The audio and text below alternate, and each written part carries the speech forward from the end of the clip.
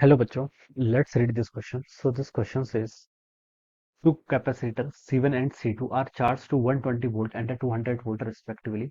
It is found that by connecting them together, the potential on each one of can be made zero. ठीक है, दोनों में potential देखे हम zero बना सकते हैं. ओके, उसके करस्पॉन्डिंग हमें यहाँ पर कंडीशंस बतानी है. ऑलराइट, तो चलिए बच्चों, इस क्वेश्चन का की कॉन्सेप्ट आप क्या लिख सकते हैं?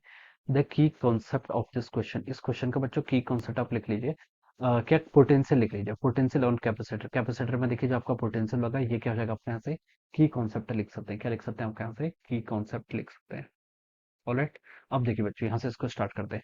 देखिए आपके पास कोई कैपेसिटर है, मान लीजिए दिस इज द कैपेसिटर. ठीक है, ये क्या आपका कोई कैपेसिटर है. ठीक है, इसके अक्रॉस देखिए हमने यहाँ पर वी वोल्ट, ये आपका अपने वी वोल्ट क्या कर लिया, इसके अक्रॉस पोटेंशियल डिफरेंस अपने वी वोल्ट अप्लाई कर दे. इसका कैपेसिटेंस सी के इक्वल है.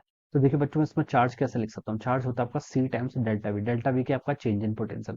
कैपेसिटेंस सी है, चेंज इन पोटेंशियल कितना है, वी और जीरो अक्रॉस द टर्मिनल कितना है. तो आपका ये आपका charge stored in the capacitor आ जाएगा.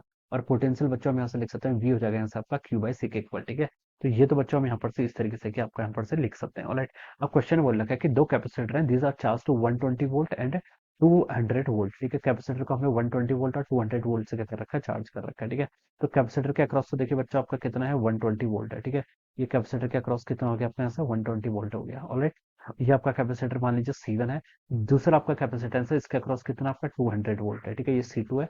C2 के अक्रॉस कितना आपका 200 वोल्ट.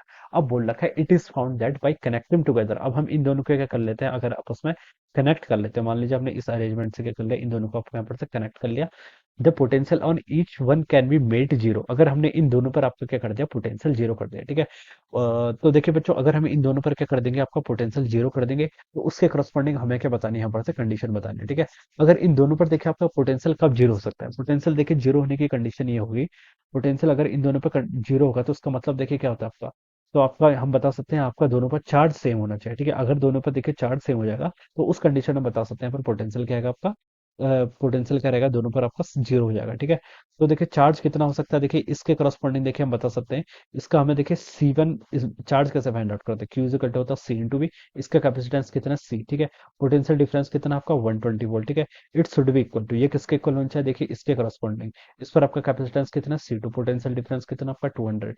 तो यहाँ से ये लिख लीजिए. इसको देखिए जीरो से आपका जीरो कैंसिल हो गया, 5, ये आपका सॉरी 5 भी 4 से 4 5 जा, अरे 4 से 3 का टाइम्स कट जाएगा. ठीक है, तो यहाँ से हम लिख सकते हैं 3C1 बच्चों कितना आ गया यहाँ से आपका 5C2 के इक्वल आ गया. ठीक है, 3C1 5C2. तो देखिए बच्चों कौन सा मैच करके आपका बी ऑप्शन यहाँ से मैच कर जाएगा. तो हम बता सकते हैं बच्चों क्या ऑप्शन बी क्या होगा इस क्वेश्चन के करस्पॉन्डिंग आपका करेक्ट आंसर होगा. This will be the right answer of this question. ठीक है, तो इस तरीके से इसे सॉल्व करेंगे. So I hope you all understood this concept. All the best and thank